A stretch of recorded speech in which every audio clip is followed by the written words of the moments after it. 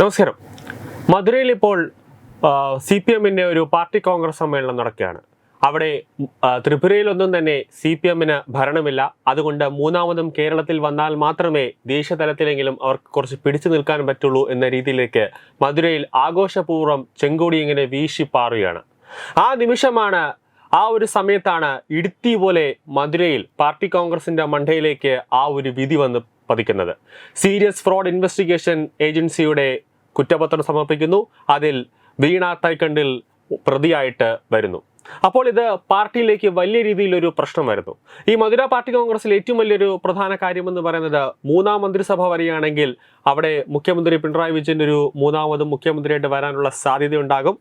ആ രീതിയിലേക്ക് കാര്യങ്ങൾ വരുന്ന ഒരു സമയത്താണ് ഈ വീണയെ ഒരു പ്രതിയാക്കിക്കൊണ്ട് SFIO കുറ്റപത്രം സമർപ്പിക്കുന്നത്.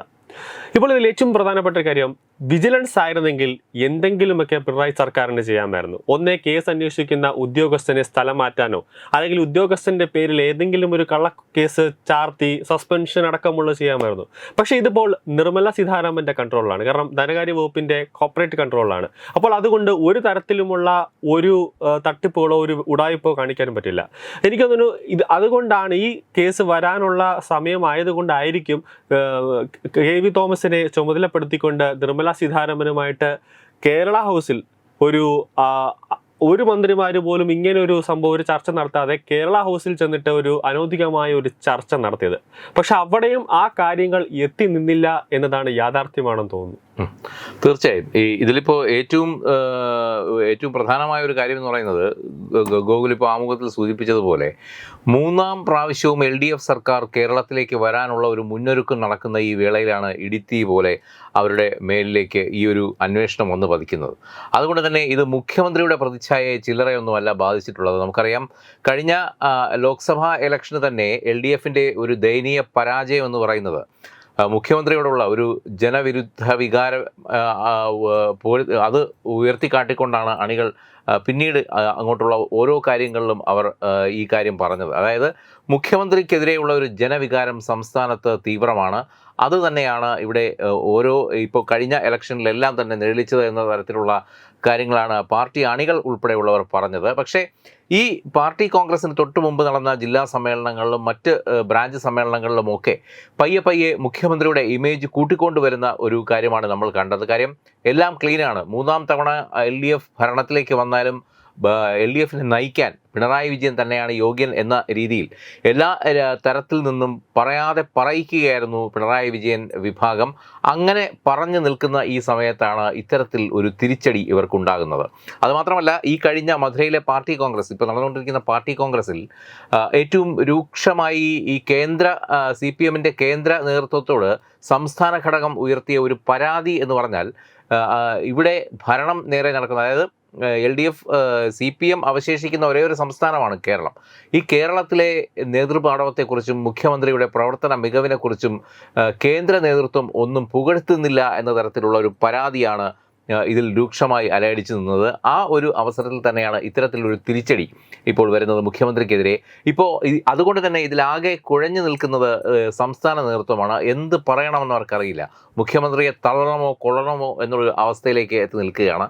എന്തായാലും അന്വേഷണം വളരെയധികം, ഈ കേസ് ബലപ്പെടും എന്നുള്ള രീതിയിൽ തന്നെയാണ് ഇപ്പോൾ വാർത്തകൾ പുറത്തോട്ട് വരുന്നത്. അതിനനുസരിച്ച് മുഖ്യമന്ത്രിയുടെ പ്രതിച്ഛായയ്ക്ക് വലിയ രീതിയിലുള്ള മങ്ങലേൽക്കും എന്ന് തന്നെയാണ് ഇപ്പോൾ സംസ്ഥാന നേതൃത്വത്തിനും ബോധ്യപ്പെട്ടിട്ടുള്ളത്. ഇതിൽ മുഖ്യമന്ത്രിയെ ആകെ അനുകൂലിക്കുന്ന ഒരു കേന്ദ്ര നേതാവെന്ന് പറയുന്നത് പ്രകാശ് കാരാട്ട് മാത്രമാണ്. ബാക്കിയുള്ളവരെല്ലാം അദ്ദേഹത്തിൻ്റെ ഇപ്പോഴുള്ള ഈ ഒരു പ്രവർത്തനങ്ങളെ എതിർക്കുന്നവരാണ്. അത് പ്രത്യക്ഷമായിട്ടല്ലെങ്കിലും പരോക്ഷമായിട്ടെങ്കിലും അതിനെ എതിർക്കുന്നവരാണ് ഇപ്പോൾ ഉള്ളതെന്നാണ്. ഇത് അണികൾക്കിടയിലും വലിയ രീതിയിലുള്ള ഒരു അസ്വസ്ഥത ഉണ്ടാക്കിയിട്ടുണ്ട്. രണ്ട് തട്ടിൽ നിന്നുകൊണ്ട് പാർട്ടി പ്രവർത്തകർ ഇപ്പോൾ അങ്ങോട്ടും ഇങ്ങോട്ടും പോർവിളി നടത്തുന്ന കാഴ്ചകൾ പോലും പാർട്ടിക്കുള്ളിൽ അരങ്ങേറുന്നതായിട്ടാണ് നമുക്ക് ലഭിക്കുന്ന സൂചന. ഇതിലിപ്പോൾ ഏറ്റവും പ്രധാനപ്പെട്ട ഒരു കാര്യം എന്ന് വെച്ചാൽ, കമ്പനി കാര്യാലയ വകുപ്പ് പ്രകാരം SFIO രജിസ്റ്റർ ചെയ്തിരിക്കുന്ന കേസ് 447 വകുപ്പാണ്.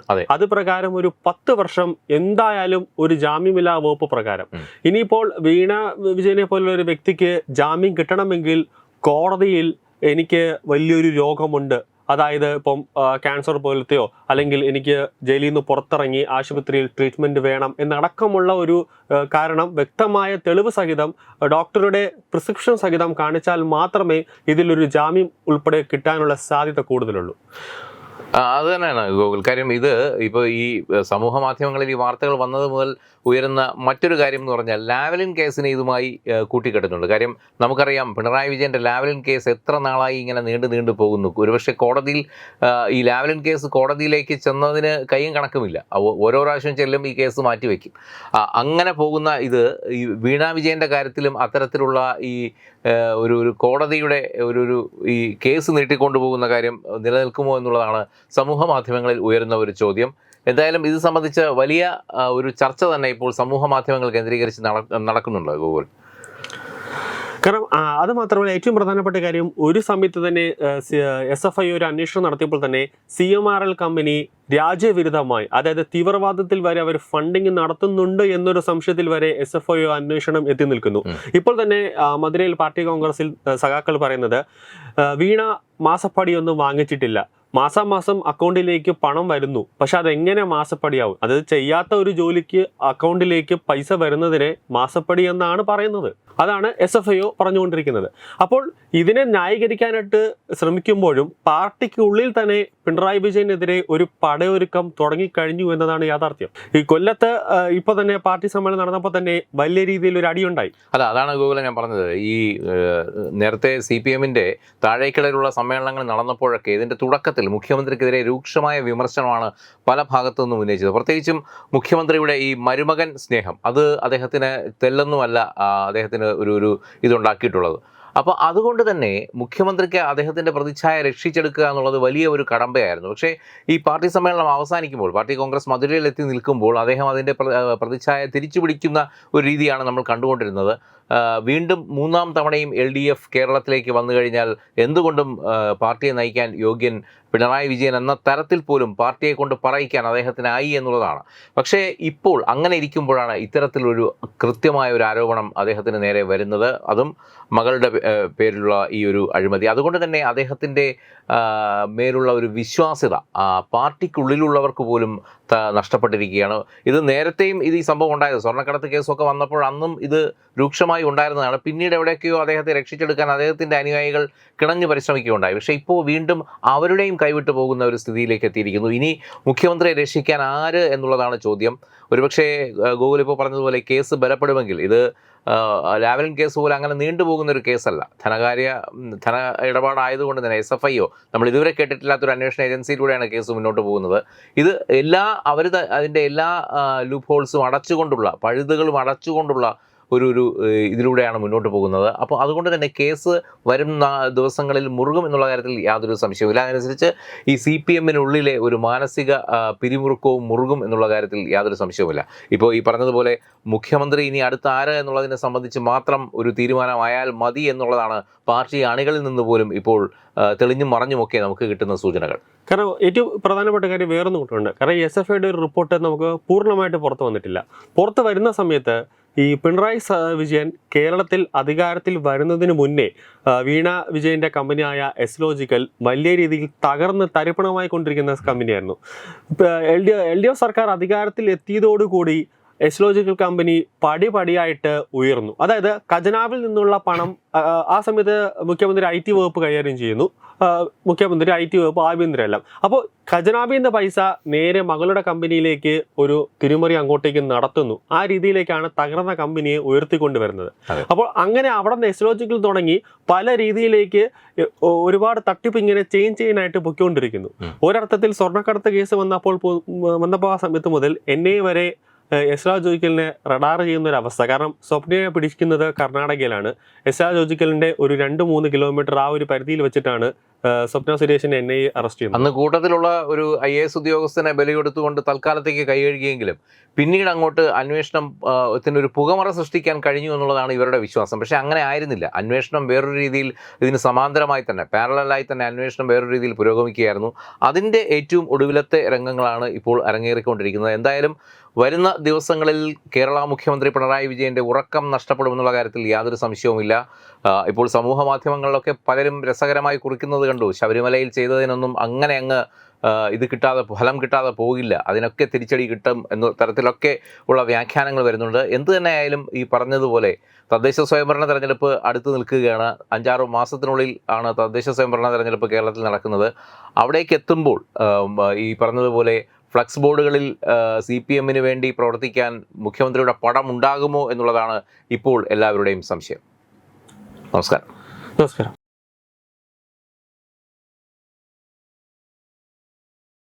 Branding partner EduBix Online Executive Education.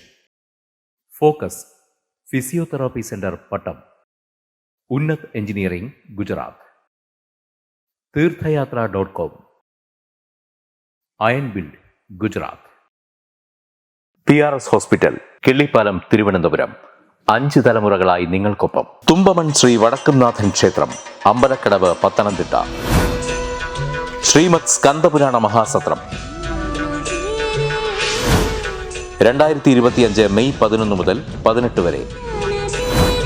Brahmashri Mumbai Chandrasekhara ശർമ്മയുടെ മുഖ്യ കാർമ്മികത്വത്തിൽ മഹാഗണപതി ഹോമം, സ്കന്ദപുരാണ പാരായണം, മഹത് പ്രഭാഷണങ്ങൾ, പൂജഹോമാദികൾ, കലാസാംസ്കാരിക പരിപാടികൾ.